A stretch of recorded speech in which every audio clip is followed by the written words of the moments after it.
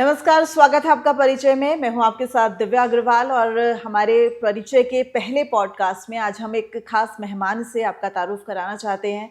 हमारे साथ हैं डॉक्टर बृजपाल त्यागी सर। सर नमस्ते। बृजपाल त्यागी सर का पिछले 3 दशक से ईएनटी में स्पेशलाइजेशन रहा है और आज हमने सर से एक खास समय लिया है, खास जानकारी आपको देने के लिए। जिंदगी पे गहरा प्रभाव डालेगी और आपकी जिंदगी को बदल देगी, इसका पूरा एश्योरेंस 100% गारंटी सर देते हैं।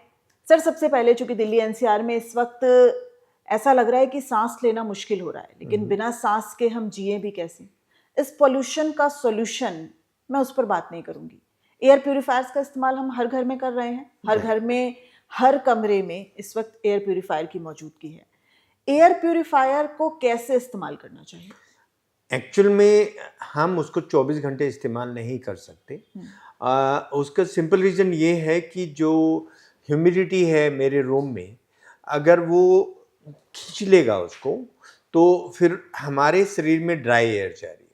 वो भले ही साफ सुथरी एयर है, लेकिन ड्राई है, और जो ड्राई एयर है वो हमारे लिए उतनी ही हानिकारक है जितना एयर पोल्यूशन है। वो हमारे शरीर में जाएगी, जो अंदर का वाटर है हमारे फेफड़ों के रास्ते का, उसको सोखेगी, और सोखने के बाद वो इन्फ्लेमेशन पैदा करती है। उस सूजन को हम बोलते हैं ब्रोंकाइटिस, ट्रेकियाइटिस। तो उससे भी होता है, और स्किन को तो ड्राई करती है। वो तो बहुत ही कॉमन सी बात है, क्योंकि उसका हाइग्रोस्कोपिक एक्शन है। हाइग्रोस्कोपिक एक्शन हमारे एसी में भी होता है, हमारे एयर फिल्टर में भी होता है, हैफा फिल्टर्स अगर हमारी कार में लगे हैं उनमें भी होता है। तो उसके लिए हमें क्या करना है कि बीच बीच में उसको ऑन करना है, बीच बीच में उसको ऑफ करना है। अच्छा, तो अगर हम निरंतर उसे ऑन रखते हैं तो वो हमारे लिए खतरनाक भी होता है? खतरनाक है, equivalent to air pollution. Oh, yes. उससे क्या क्या हो सकता है जैसे? उससे जब एक खुश्की हमारे पूरे फेफड़े में आ जाएगी, तो वो इन्फेक्शन को प्रोन हो जाता है। इन्फेक्शन को कौन हटाता है? जो छोटे छोटे सीलियाँ हैं हमारे रेस्पिरेटरी ट्रैक्ट में, वो इन्फेक्शन को फेंकते रहते हैं बाहर, और जब वो बाहर आता है तो उसको हम बोलते हैं स्पुटम। अच्छा। तो वो स्पुटम ही नहीं बनेगा। स्पुटम नहीं बनेगा तो इन्फेक्शन हम रिटेन कर रहे हैं, और इन्फेक्शन रिटेन अगर हो रहा है तो उससे हमें ये फेफड़े की बीमारियां और जो ऊपर वाली बीमारियां हैं, जिसको अपर रेस्पिरेटरी ट्रैक्ट इन्फेक्शन बोलते हैं, वो और ज़्यादा होने लगेगी। तो सर, कितना समय तक एयर प्यूरिफायर को ऑन रखना चाहिए? 1 घंटे में 10 से 15 मिनट। और सर, बहुत से परिवार ऐसे हैं जो एयर प्यूरिफायर जिनके पास है लेकिन अभी तक ऑन नहीं किया, या बहुत से परिवार ऐसे हैं जिनके लिए एयर प्यूरिफायर अफोर्डेबल नहीं है। ऐसे में, या फिर कहा जाए कि अब चूंकि बच्चों की छुट्टियां भी आने वाली हैं, ऐसे में लोग शिमला, मनाली, मसूरी, पहाड़ों की तरफ भाग रहे हैं, साफ हवा की तरफ भाग रहे हैं। तो क्या वहां जाने से जो दिल्ली एनसीआर में जो प्रदूषण है उससे जो वो आहत हो रहे हैं, प्रभावित हो रहे हैं, वो उसमें कमी आएगी? हाँ, उसमें कमी इसलिए आएगी कि अभी जिस एनवायरनमेंट में मैं बैठा हूँ, यहाँ पर पूरे एनवायरनमेंट में कार्बन डाइऑक्साइड भी है और ऑक्सीजन कम है। ऑक्सीजन जितनी होनी चाहिए उतनी मुझे नहीं मिल रही है। तो ऑक्सीजन भी कम है, कार्बन डाइऑक्साइड ज़्यादा है। क्यों ज़्यादा है? क्योंकि जो हमारे पेड़ पौधे हैं, उनकी जो पत्ती है उसके ऊपर इतनी इतनी डस्ट है। मतलब 1 सेंटीमीटर लेयर है डस्ट की। 1 सेंटीमीटर लेयर होने के बाद उसके पोर बिल्कुल ब्लॉक हो गए। तो वो कार्बन डाइऑक्साइड खींच नहीं पा रहे हैं और ऑक्सीजन छोड़ नहीं पा रहे हैं। तो CO2 बढ़ गई, ऑक्सीजन कम हो गई, और वो अपनी फोटोसिंथेसिस भी नहीं कर पा रहे। अपनी जीविका को रिटेन करने के लिए वो फोटोसिंथेसिस भी नहीं कर पा रहे। तो अल्टीमेटली उनके पत्ते झड़ेंगे, पौधे भी इतना झेल नहीं पाएंगे, तो वो भी डैमेज होंगे।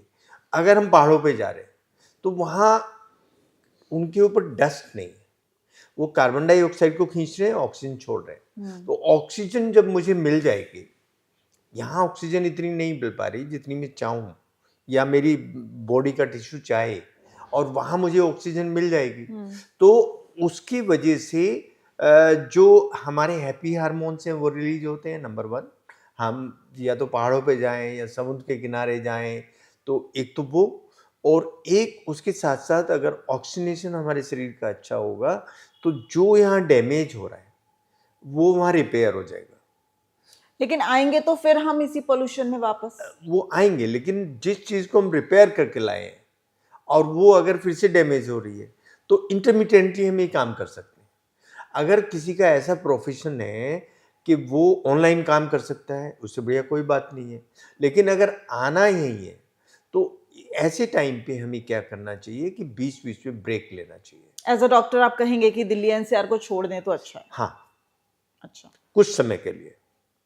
सब मैं वर्किंग हूँ, मैं ऑफिस जा रही हूँ, मैं मेट्रो से ट्रैवल कर रही हूँ, मास्क भी नहीं लगा रही हूँ, एयर प्यूरिफायर का इस्तेमाल भी नहीं कर रही हूँ, तो मेरी उम्र कितने साल कम है? 500 अगर AQI है तो 50 सिगरेट हम पी रहे हैं। और ये फैक्ट है, ये पब्लिश्ड फैक्ट है बेसिकली, कि एक सिगरेट हमारी 11 मिनट कम कर रही है। तो 15 to 11 मिनट्स हमारी लाइफ कम हो रही है पर डे। तो हमने जो एवरेज लगाया वो ये लगाया कि 1/3 लाइफ हम इस पॉल्यूशन में अपनी कम कर रहे हैं। 30 साल में अपनी उम्र कम कर रही। अगर बच्चा यहाँ पैदा होता है और हम मान के चलें कि उसकी 100 साल उम्र है, तो वो 1/3 33 ईयर्स अपने कम कर रहे हैं अच्छा। इस पॉल्यूशन की वजह से। कुछ घरेलू उपाय, नुस्खे जो हम घर में अपना सकते हैं पोल्यूशन से लड़ने के लिए? एक तो अगर हम मास्क पहनते हैं तो ड्राई ना पहने, उनको थोड़ा सा उस पर पानी छिड़क लें या पानी में को निकाल लें तो हम उसको पहने। एक एंटीऑक्सीडेंट क्या होते हैं, जो मल्टी कलर्ड हमारे फ्रूट्स हैं, जो वेजिटेबल्स हैं, वो जो उनके कलर्स हैं वो एंटीऑक्सीडेंट है बेसिकली। हम क्या करते हैं कि फ्रूट हमने लिया, छिलका उतार दो पहले। छिलका नहीं उतारना है किसी भी फ्रूट का। इवन एप्पल पे अगर हमने ये देखा है कि एप्पल के ऊपर कुछ लगा होता है, कोई मोम कहता है, कोई कुछ कहता है, पानी में उसको उबाल गुनगुने पानी में साफ करके एप्पल के छिलके को भी खाना है। तो जो भी फ्रूट्स हैं, जो भी सब्जी हैं, छिलके को नहीं फेंकना है, उसको हम थोड़े से गुनगुने पानी में खाने का सोडा डाल के उसको साफ करें, एल्कलाइन हो जाता है उसका वाटर। एल्कलाइन होके हम उसको आराम से खा सकते हैं। ये हो गया। जो अफोर्ड कर सकता है नट्स, वो नट्स वो ले सकता है। जो हमारे मजदूर भाई हैं वो मूंगफली को नट्स की तरह यूज कर सकते हैं। और जो ये मिलता है चना, वो और भी अच्छा है। तो ये सब सुपर फूड की कैटेगरी में आते हैं जो अभी मैंने बताए। पानी इस वक्त कितना असरदार है? पानी पीना? जो है हम वेट के हिसाब से अगर पानी पीते हैं, सपोज मैं 80 किलो का हूँ तो 80 किलो का मतलब हुआ कि मुझे 4 लीटर पानी पीना, 8 का आधा कर दिया मैंने, तो 4 लीटर पानी पीना है। अच्छा सर, इस वक्त चूंकि सीजनल फ्रूट्स की आप बात कर रहे हैं, सीजनल फ्रूट में फूल गोभी इस वक्त बहुत ज़्यादा खाई जाती है हर घर में। गोभी के परांठे रैलिश किए जाते हैं, गोभी के पकौड़े। लेकिन गोभी में एक अदृश्य कीड़ा है, जैसे सफ़ेद रंग की गोभी हुई और वो कीड़ा भी सफ़ेद रंग का है। क्या वो खतरनाक है और कैसे पहचाने?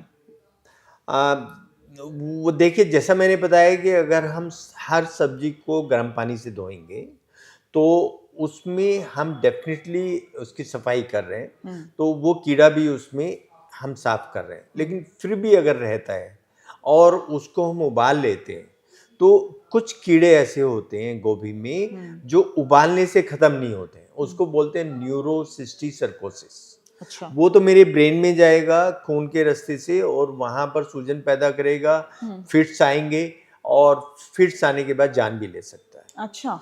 और वो न्यूरोसिस्टिसर्कोसिस जो कीड़ा है वो सबसे खतरनाक होता है।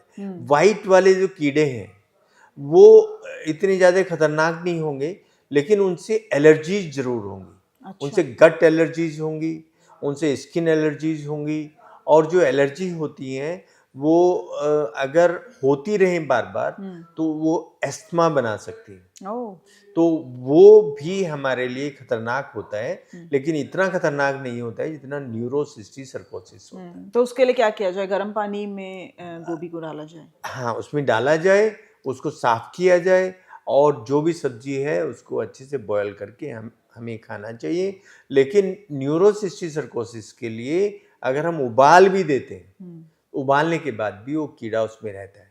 इसलिए ये सलाह दी जाती है कि जहाँ से हम गोभी ले रहे हैं वो ऐसी जगह पे ना हो जो साफ सुथरी जगह ना हो, जहाँ गंदगी हो, वहाँ तो गोभी नहीं हो रही है, जहाँ सुअर घूमते रहते हैं वहाँ तो गोभी नहीं हो रही है, तो उनसे ज़्यादा वो कीड़ा उस डस्ट में आता है। अच्छा। सर, एक बच्चे बहुत ज़्यादा रिलिश करते हैं क्रीम के बिस्किट्स, और वो कई बार तो बच्चों को देखा है कि बिस्किट्स अलग कर देते हैं और क्रीम अलग कर देते हैं कि हम क्रीम बाद में खाएंगे, इतनी ज़्यादा वो रिलिश करते हैं।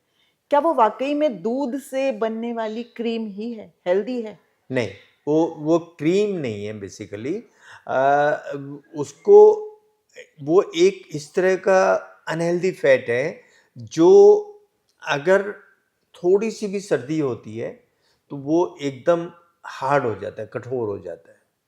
और वो अनहेल्दी फैट हमें बहुत सारे जैसे ऑयल हैं उनमें मिलता है। इससे पहले जैसे कोटोजम आता था, अच्छा। वो ऑयल जो है वो अनहेल्दी है, जो भी जम जाता है। अब आज की तारीख में हम मान रहे हैं कि गाय का घी सबसे अच्छा होता है, लेकिन जो सर्दी में जमता है वो कोई भी चीज़ अच्छी नहीं है। Oil oil. ऑयल वही अच्छा है जो इस सर्दी में नहीं जमेगा। अब उसमें अच्छा ऑयल कौन सा हो सकता है? सरसों का तेल, ऑलिव ऑयल, वो अच्छा है। तो ये जो बिस्किट हैं ये ऐसे ऑयल से बनाए जा रहे हैं जो हमारे लिए बैड जो कोलेस्ट्रॉल है वो होता है वो, और उससे हमारी जो खून की नसें हैं वो संकरी होती चली जाती है। अच्छा।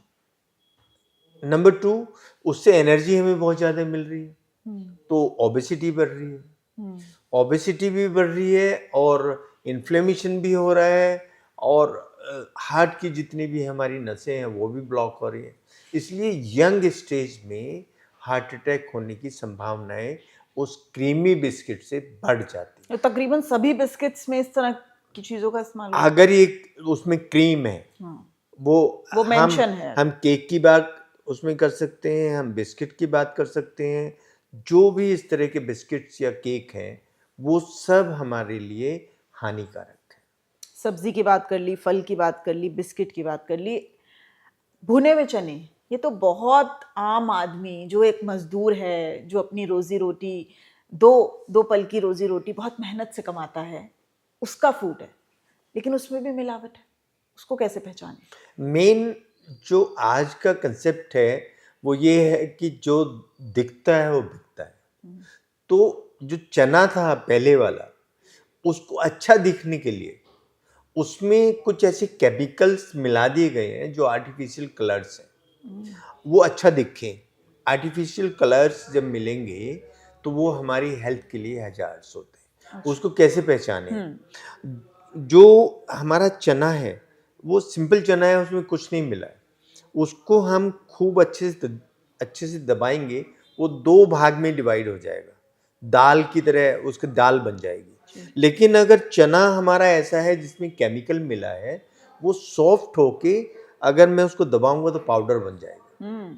एक तो ये पहचान है। मतलब अगर भुरभुरा हो गया तो नकली है? नकली है। अच्छा। एक तो ये पहचान है। दूसरी पहचान ये है कि मैं अगर उसको पानी में डालता हूँ, जो साधारण चना है पानी में डालता हूँ रंग नहीं छोड़ेगा, लेकिन ये वाला चना पानी में रंग छोड़ेगा। अच्छा। तो वो जो पानी में रंग छोड़ रहा है वो आर्टिफिशियल कलर है जो हमारे लिए बहुत सारी एलर्जीज क्रिएट करता है, हमारे लीवर को खराब करता है, हमारे गुर्दे को खराब करता है, और उसमें बहुत सारे टॉक्सिन्स होते हैं जो हमारे पूरे शरीर को नुकसान कर सकते हैं।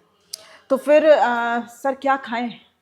आइडियली यही सब हमें खाना है जो हमें मार्केट में मिलता है, लेकिन बहुत सुंदर चीज़ दिखने वाली नहीं खानी है। जो ओरिजिनल चीज़ें हैं पहले वाली, हम उस पे जाएं वापस।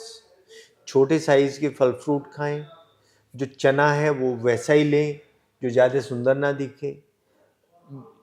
कोई भी ऐसी चीज़ जो साइज़ में बड़ी है, दिखने में सुंदर है, एक्सेप्ट फ्रूट्स।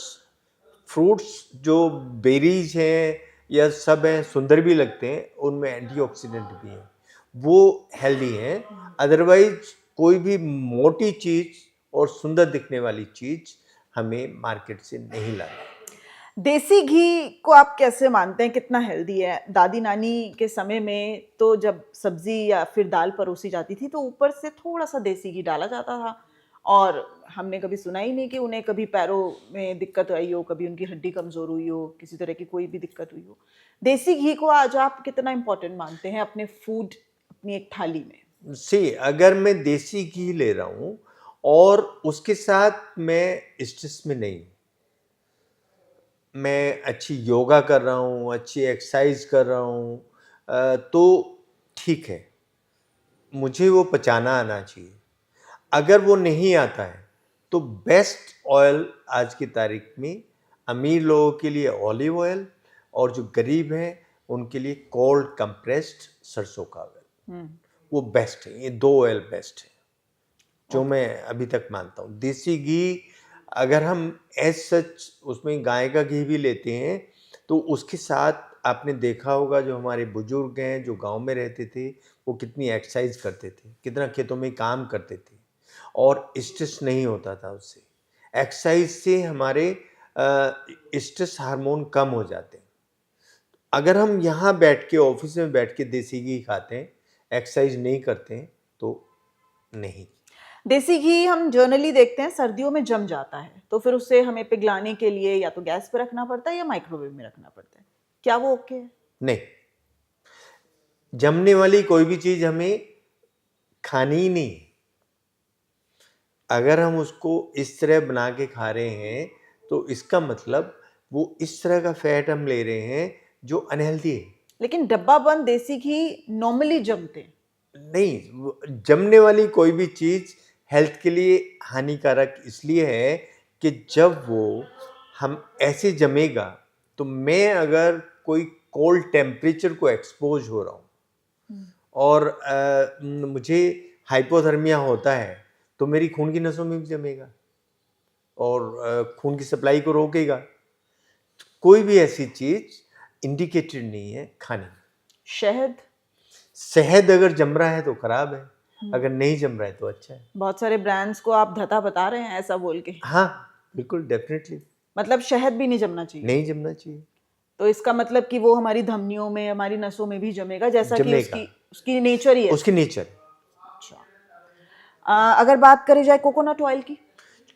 कोकोनट ऑयल अगर हम लें तो वो मैं खाने के लिए तो एडवाइस नहीं करूँगा, लेकिन कुछ स्टडीज में ज़रूर पाया गया है कि स्किन के लिए वो बेस्ट होता है। तो अग कोकोनट ऑयल भी जमता है सर्दियों में? नहीं, वो जमता है, लेकिन वो खाने के लिए फूड के लिए नहीं? फूड के लिए नहीं, अच्छा। स्किन के लिए। हम जैसे कुछ मॉइस्चराइजर लगाते हैं, उसकी जगह हम कुछ कोकोनट ऑयल लगाएं तो उसको अच्छा माना जाता है एज कम्पेयर टू मॉइस्चराइजर। हाल ही में सर मैं एक एग्जीबिशन में गई थी और वहाँ पर जैसे सरसों का तेल कोलू का बैल के जरिए निकाला जाता है, ऐसे ही वो जो नारियल की गिरी होती है, जो गिरी होती है गोला, उससे वो कोकोनट ऑयल निकाल रहे थे। और उनका ये कहना था कि आप इसको फूड में भी इस्तेमाल कर सकते हो, आप इसको स्किन के लिए भी इस्तेमाल कर सकते हो, आप इसको एक चम्मच खाने के साथ भी खा सकते हो। लेकिन अब मैंने देखा कि वो कोकोनट ऑयल जम रहा है। जम रहा है, यस। तो जो भी जमने वाला है, ये साइंटिफिकली प्रूव्ड है कि जमने वाली कोई भी चीज़ मेरी सेहत के लिए खतरनाक है। अब आप सोचिए क्या खाएं क्या ना खाएं, बहुत ज़्यादा दुविधा हो गई है सर। शायद ये एक बड़ी वजह है जिसकी वजह से छोटी से छोटी उम्र और बड़ी से बड़ी उम्र के लोगों को हार्ट अटैक ज़्यादा आ रहे हैं, और सर्दियों में क्या ये और ज़्यादा प्रोन हो जाते हैं? बिल्कुल। वो लोग हार्ट के लिए प्रोन होते हैं जो आधा घंटा अपने शरीर को नहीं दे पाते। जो मी टाइम होना चाहिए वो हाफ एन आवर होना चाहिए। आधा घंटा अगर मैं योगा करता हूँ, मैं एक्सरसाइज करता हूँ, तो मैं समझता हूँ कि मैं हार्ट अटैक मुझे नहीं होगा। लेकिन अगर मैं एक्सरसाइज बिल्कुल नहीं करता हूँ, अनहेल्दी फूड खाता हूँ, तो 100% हार्ट अटैक कभी ना कभी होगा। बहुत बहुत शुक्रिया सर इस पूरी थैंक जानकारी यू। के लिए और इस खास जानकारी के लिए। आज हमारे दर्शकों को इतनी खास जानकारी देने के लिए आपका बहुत बहुत शुक्रिया। फिर एक बार आपसे मुलाकात करेंगे और वो तमाम चीज़ों पर आपसे सवालात होंगे जो कि आम लोगों से जुड़ी हुई हैं, जो कि आम लोगों की सेहत से जुड़ी हुई हैं, क्योंकि आपकी सेहत का ख्याल रखना हमारी जिम्मेदारी है और अब हम ये जिम्मेदारी निभाते रहेंगे। बहुत बहुत शुक्रिया। Thank you.